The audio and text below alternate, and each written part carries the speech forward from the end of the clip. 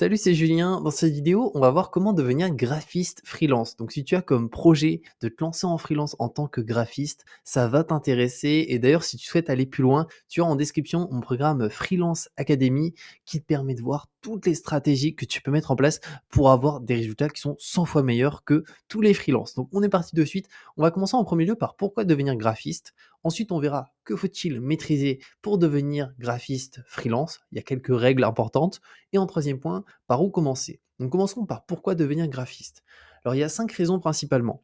La première, juste ici, c'est que c'est un métier qui est créatif. Donc si tu es quelqu'un de créatif, c'est plutôt intéressant.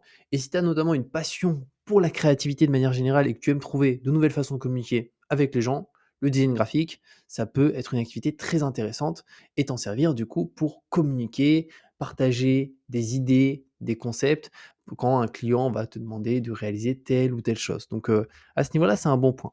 Le deuxième élément, c'est que c'est un métier qui est polyvalent. Donc les graphistes travaillent dans de nombreux domaines différents, que ce soit la publicité, le marketing, les relations publiques et bien d'autres encore. En troisième point, c'est que c'est un métier qui peut être réalisé depuis n'importe où. De nombreux graphistes, comme je t'ai mis ici, sont à Bali, à Malte, à l'île Maurice. Donc ça, c'est assez intéressant si tu souhaites préserver ta liberté géographique et que tu te dis, bon, bah, peut-être qu'actuellement, je suis très bien en France, mais j'aimerais bien, peut-être dans 3 ans, partir à l'autre bout du monde pour bosser sur mon ordinateur pour mes clients. Bah, l'avantage, c'est qu'en tant que graphiste freelance, bah, à ce niveau-là, tu n'as pas de contraintes et ça te permet d'exercer depuis où tu veux.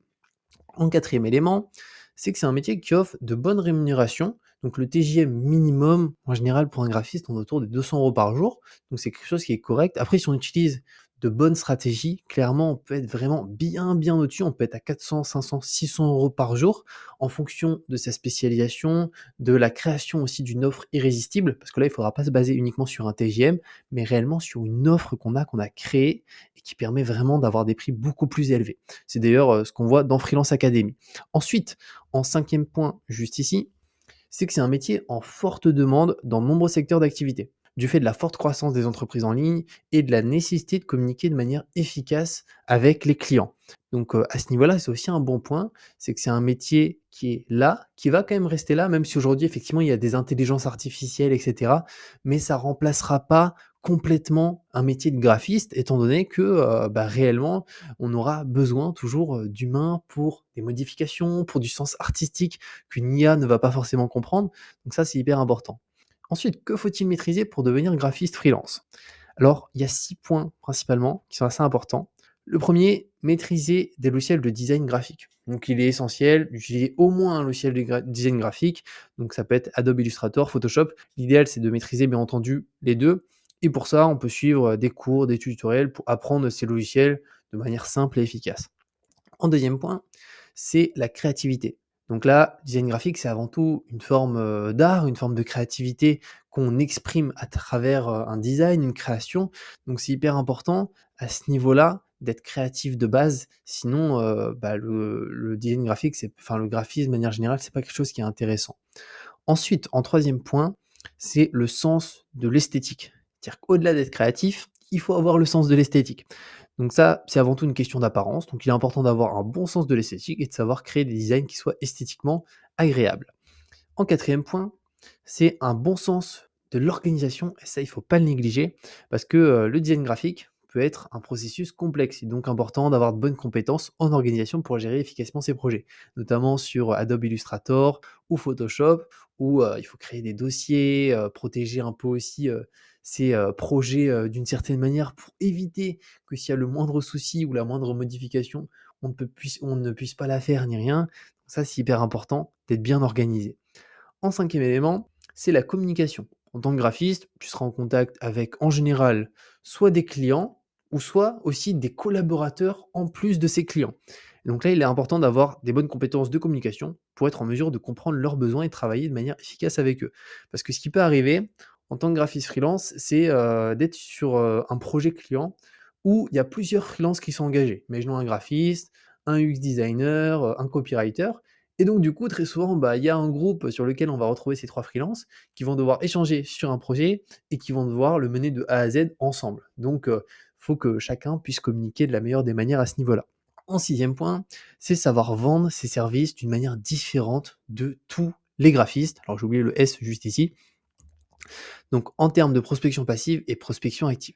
C'est qu'aujourd'hui, on a beaucoup de freelances qui y vont, vraiment, sans prospection passive, sans prospection active. Donc c'est très compliqué d'avoir des revenus qui sont intéressants et c'est pour ça que, pas mal de graphistes qui gagnent 500 € par mois, 1 000 € par mois parce que, ils n'utilisent pas de bonnes stratégies de prospection passive et active à ce niveau-là. Ensuite, par où commencer du coup? La première règle, apprendre le graphisme. Ça peut paraître bête, mais bon, il faut apprendre les logiciels, le graphisme de manière générale.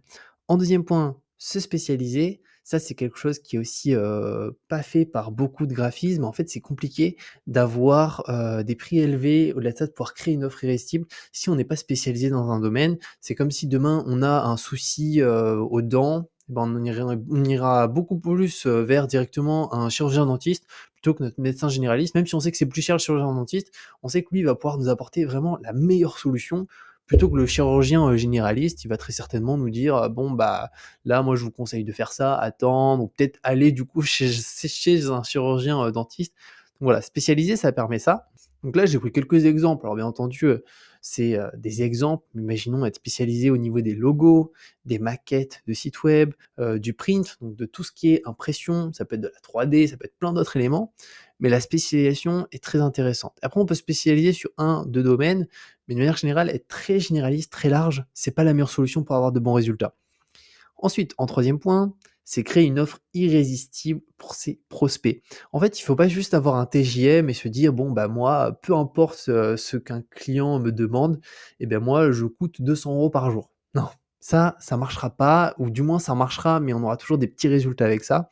Ce qu'il faut faire, c'est vraiment créer une offre, mais qui est irrésistible, où le client, enfin le prospect, quand il nous contacte, on lui présente un peu comment on peut l'accompagner, il nous présente son projet, ou nous, on le démarche et là, on lui présente réellement une offre irrésistible qu'il ne peut pas refuser, où il se dit vraiment: «Si je la refuse, je suis bête comme pas possible» et ça, il y a vraiment des méthodes pour le faire et ça permet d'avoir des revenus, mais qui sont beaucoup plus importants que la majorité des freelances.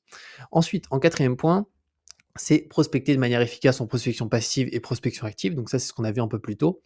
Et en cinquième élément, fidéliser ses clients tout en augmentant ses prix. Et pour ça aussi, à ce niveau-là, il y a des moyens pour fidéliser ses clients. Donc, ça se base principalement sur la satisfaction client, hein, donc de ne pas avoir de retard sur les délais, faire plus que ce que le client demande de manière générale. Mais il y a aussi des strates un peu plus abouties pour vraiment mieux les fidéliser et augmenter ses prix petit à petit.